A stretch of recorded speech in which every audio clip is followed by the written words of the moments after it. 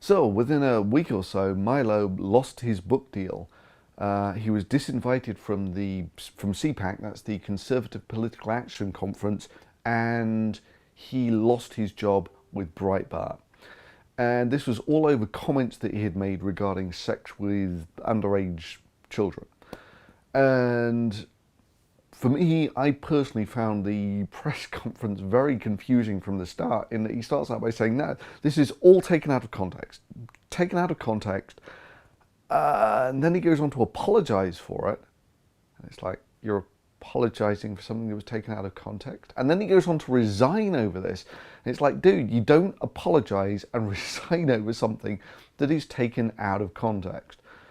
And that's until you actually take a look at some of the things he said, and it's like, actually, it's pretty difficult to see any context in which this is going to be not a problem. And did you go to one of his parties? I went to other people who I won't name of a similar stature in Hollywood. I went to their boat parties and to their house parties and things, and some of the things I have seen have beggared belief. I don't want to be indiscreet about specific people. Right, you don't have to do that. It's going Just dance around the facts. Yeah, dangerous, but I can tell you the truth without dropping anyone in it. Okay. I mean, some of the boys there were very young. Very young. Do you think that's what's going on with that guy who directed X-Men? Bunch of Bryan Singer? Yeah, a bunch of 14-year-old predators going after that poor man. I'm not sure it's the case with him, whether I ever met Bryan Singer or whether I even knew who he was then. But I knew other people of similar stature, as I say, and there were some very young boys around at that time. I mean, he's basically saying here that there were these parties where there were very, very young people. I mean, he's basically implying minors at best. And he won't actually, he's covering up for that. And then even more disturbing is just all of these people who have come forward and they're covering up for Milo, making excuses for him. You know what would actually make a difference at this point is actually for Milo to come forward and say who those people at the parties were, right? An apology at this point really doesn't cut it, right? The thing that would is saying who these people were. I mean, I just don't get why he keeps on saying it's taken out of context. If it's taken out of context, that's fine. Just show it in the original context and you're done. You're clean. You're in the clear. But that's not where Milo goes with this. He goes down much more the Sarkeesian route, that there is this huge conspiracy out to get him. They're, you know, it's very obvious that this was a highly coordinated and very well planned and well funded attack on me. And it's like, I'm not seeing it, dude. You had one video released that was basically summing up all these dumb things that you said, right?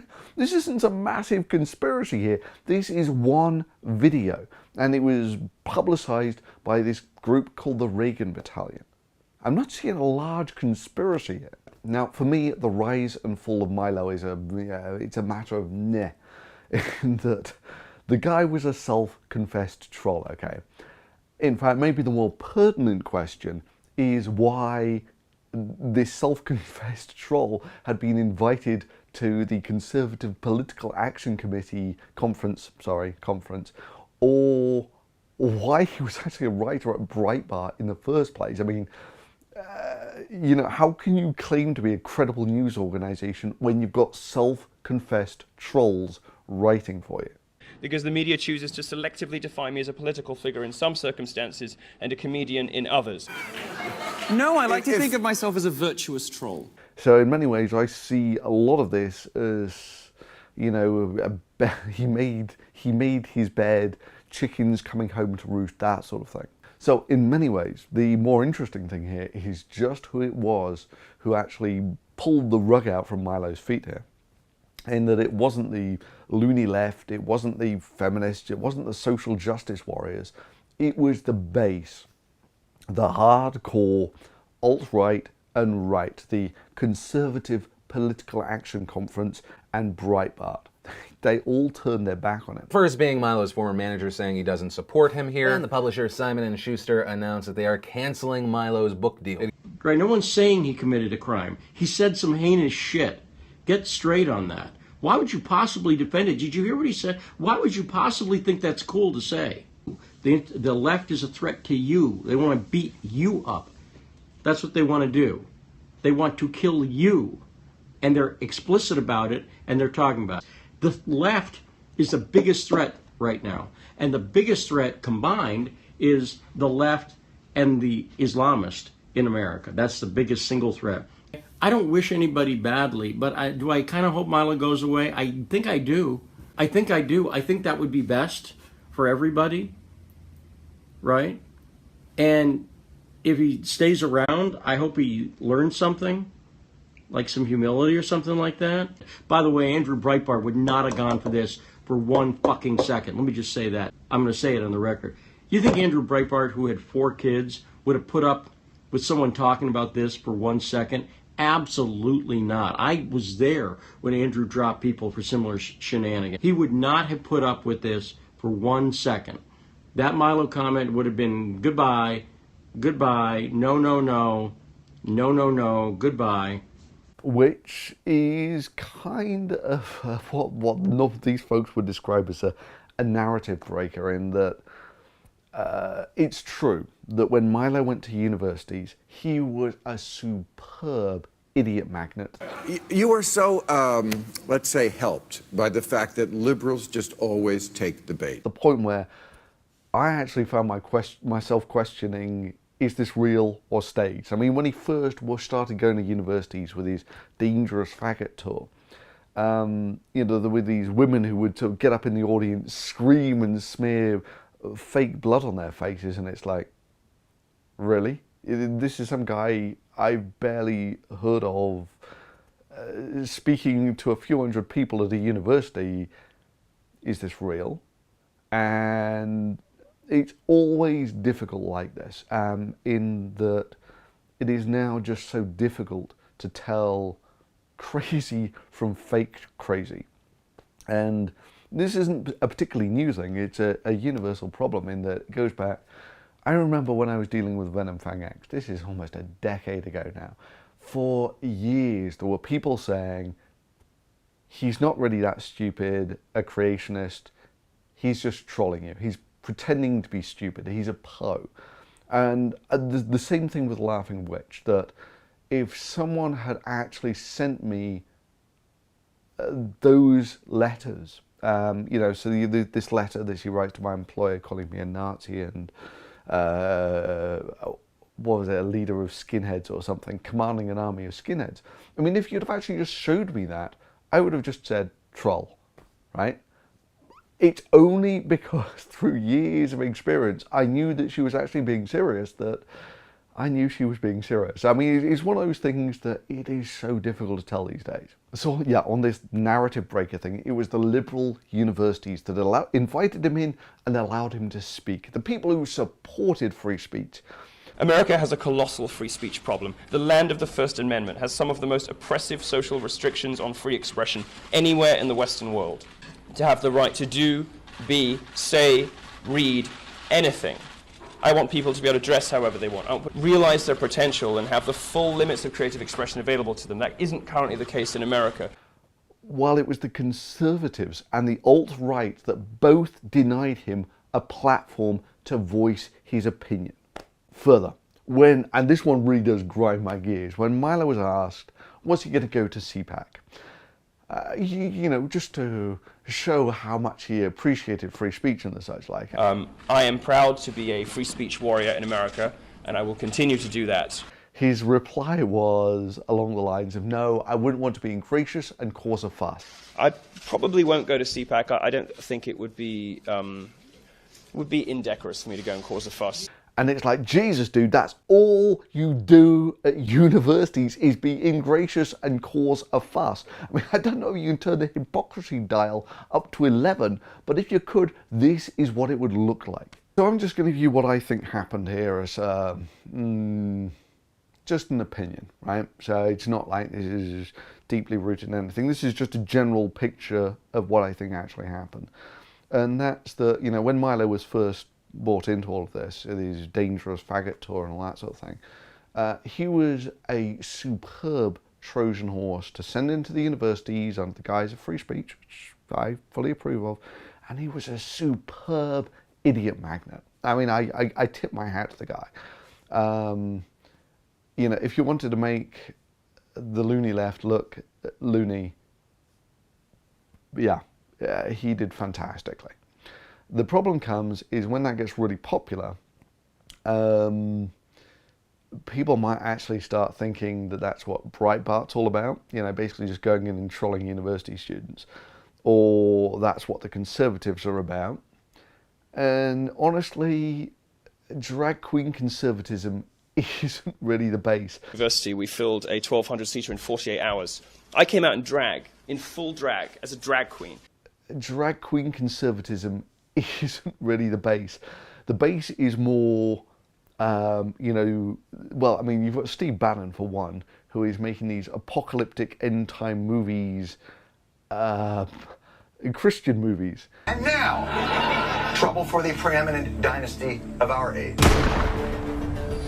In the beginning, God, but then the evil one, the father of lies, tempted them. Man shakes his fist at his creator and says, I decide what's right and wrong. God is dead. I'm my own God.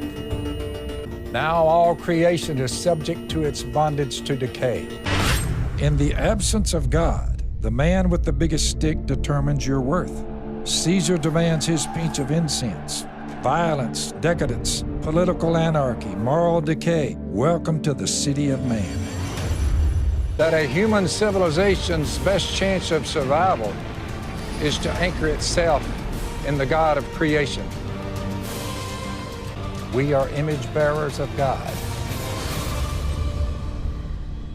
And he's also the advisor, one of the advisors to the president, and you know, other people like Pray the Gay Away, Mike Pence. Drag queen conservatism, it's difficult to see it's got a future there, you know, which is why, when they were given an excuse, they gave him the push.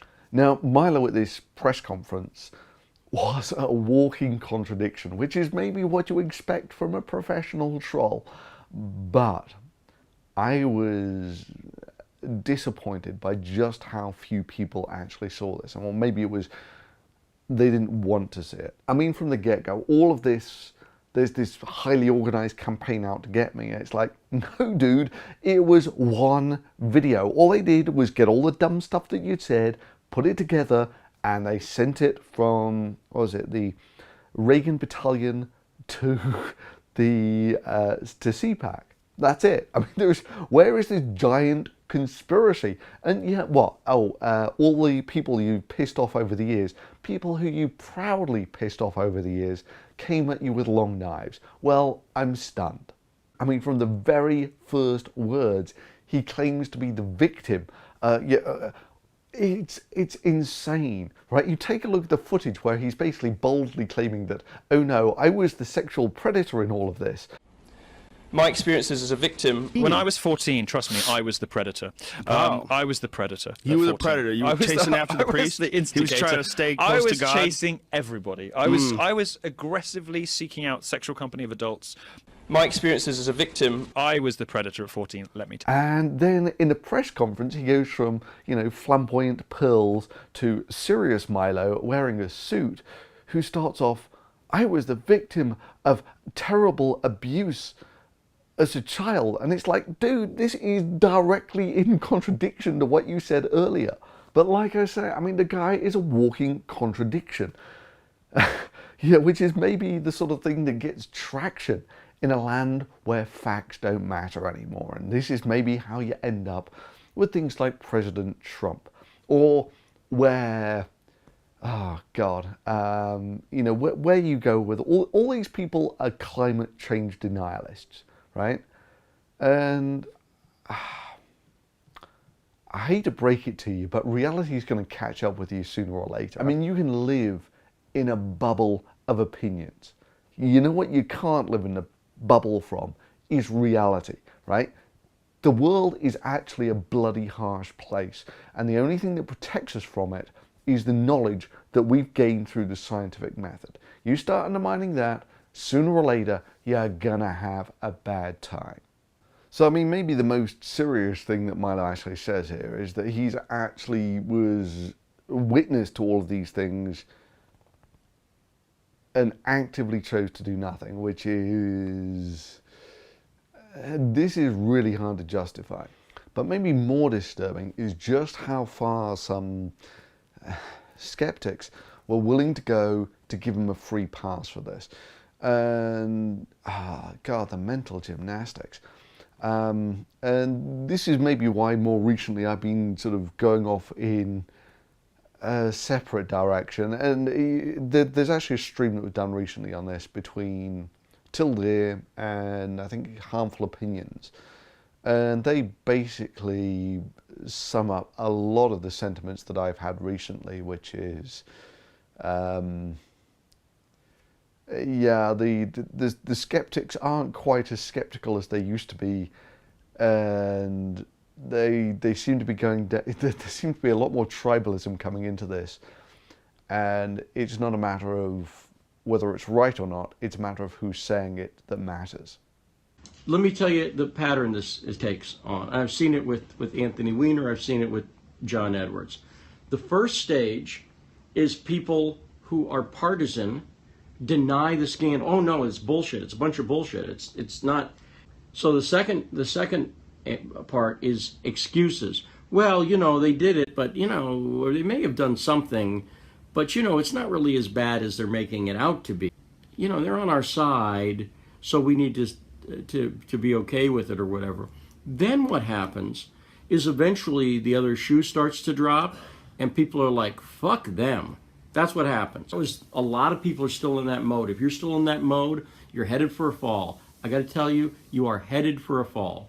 You know, there's just this whole element that, you know, whenever anyone else does anything along these lines, it's identity politics.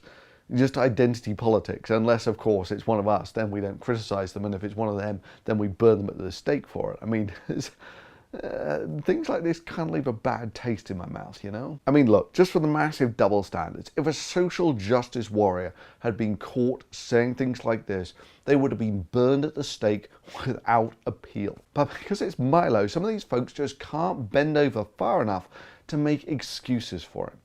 I mean, it really has gone from the truth is valid no matter where it originates to it doesn't matter if it's true or not. It matters if they're on our side or not. Also, been a load of these justifications along the lines that he's sure he said something that was crazy, but he said something that's okay as well that contradicts it. Therefore, he gets a pass, a green light. Sorry, but that's not how it works. If you say something crazy like, I think the age of consent is about right, but I think it's okay, or I don't have any problems with 30-year-olds having relationships with 13-year-olds. You don't get a green light on that. And the lengths that people have gone to justify this, I mean, I had some interesting exchanges on Twitter, and again, it's sometimes difficult to tell whether these people are genuinely that stupid or idiots. You know, so there's just one of these comments that Milo came out with, which is like, it's not paedophilia if they're a sexually mature 13-year-old. And it's like, you know, statements like this, you know, the defense that people were trotting out is, well, technically he's correct. And it's like, dude, if this goes to court, I want different lawyers. And, you know, you seriously want to go trying to sort of split the hairs between paedophilia and I think it's called hebephilia. You know, basically one's prepubescent and one's pubescent or whatever. I mean, it's like, it doesn't really matter. It's messed up either way. I mean, hell, even the paedophiles that Milo himself claims to expose. I'm horrified by pedophilia, and I have devoted large portions of my career to exposing child abusers. I've exposed 3 of them. I mean, it's kind of difficult to know which ones he's talking about, but let's just take a look at some of the paedophiles who have emerged from the social justice warrior midst and just how badly that was actually deemed at the time. I mean, for instance, there was this guy called Varys77 who was the paedophile who was in Anita Sarkeesian's Moderators and, you know, widely condemned, probably rightly so. And you take a look at his rap sheet and what is it? It's 14 to 16-year-old. I mean, where were these folks splitting the hairs between paedophile and hebephile then? I mean, it's... if this is the level you have to go to try and justify this sort of stuff, it's messed up. And yeah, the same with Hannibal the Victor. He was in the same category, right? But people had no problem whatsoever in calling him a paedophile. Ironically, it turns out that I was a little more caged in my language. But yeah, I mean, for the majority of people, it really doesn't matter. I mean, hell, the majority of the people who are used as bait in the To Catch a Predator series are sort of 12 to 14. Both know he's really 40. And what he doesn't know is that I have all the transcripts of his sordid conversations with minors. And why would you at 30 think it would be okay to hang out with a 13-year-old girl home alone? You tried to solicit a 13-year-old girl online using graphic sexual language. What do you think should happen to you? Sir, I'm not like that. I was just playing with her, Just playing with her. I'm not playing with her, but, you know, just seeing like where she was, you know, like. She was 13. But we're talking about 1325, 1328. These things do happen perfectly consensually. And you thought it was appropriate to walk into the home of a 14-year-old boy who you thought was alone, buck naked. What was your plan? I don't know, sir. This for a high school teacher. No, sir, I've never done this before. So you just woke up this morning and said, I'm going to get involved in an internet conversation with a 14-year-old boy. I'm going to go to his house, strip naked, and walk in with a 12-pack of beer. This was just something you thunk up today. I'm sorry, sir. Well, sorry, doesn't matter. What would have happened? What would have happened, John, if I wasn't here? I probably would have chickened out, sir. Chickened out. Do you see why that is hard for me to believe?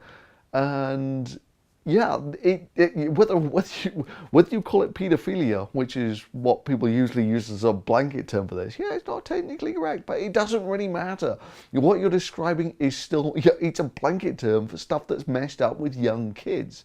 I mean, hell, on some of this stuff, I've been having flashbacks when I used to argue with Muslims about, you know, there's this thing for you, those of you who don't know, that Muhammad's, one of his wives was 8 years old or something, and he didn't consume it till, I forget whether it was 9 or 12 or whatever. It was ludicrously young, and their justification for why this isn't paedophilia, messed up on so many levels, is because back then women sexually matured quicker, and it's completely the opposite, it turns out. But and therefore she was sexually mature, and therefore it was okay. So one of the paedophiles that Milo certainly had a hand in outing was Sarah Nidberg, and the left, the social justice warriors, were certainly given their share of grief for actually giving shelter to Sarah Nidberg, and I would say rightfully so. But you take a look at the excuses that Sarah Nidberg came out with when all of this came to light. And even if you take Milo's exact article on where he's outing this paedophile, I don't know whether it's a he or she, whatever, they came out with this excuse that I was just a teenage edgelord. And Milo quite rightly says that that's complete bollocks. You can't come out with stuff like this and just say, oh, I was just being a teenaged edgelord. And what does Milo come out with? Understand that my usual blend of sassy gay British sarcasm, provocation and gallows humour might have come across as flippancy. I will not apologise for dealing with my life experiences in the way that I choose to, which is through humour and provocation. I will never stop making jokes about taboo subjects. I mean, really, it's this simple. If this is the criteria that Milo was using to burn Sarah Nidberg, why shouldn't he be held to the same standards himself? So, you know, wiping away all the surface crap and cutting to the core of it, this thing where Milo says that he's been to these parties where there were these very, very young boys, and then you cut to the press conference where he says, I deplore this sort of thing. I deplore it so much that I expose it. And it's like, no, dude. I don't want to be indiscreet about specific people. Right, you don't have to because do I think that. it's going Just to dance be around the facts. Yeah, dangerous. But I can tell you the truth without dropping anyone in it. Okay. I mean, some of the boys there were very young. Very young. Like, no, dude, you don't expose it. That's the problem. You're actually covering up for it, not exposing it.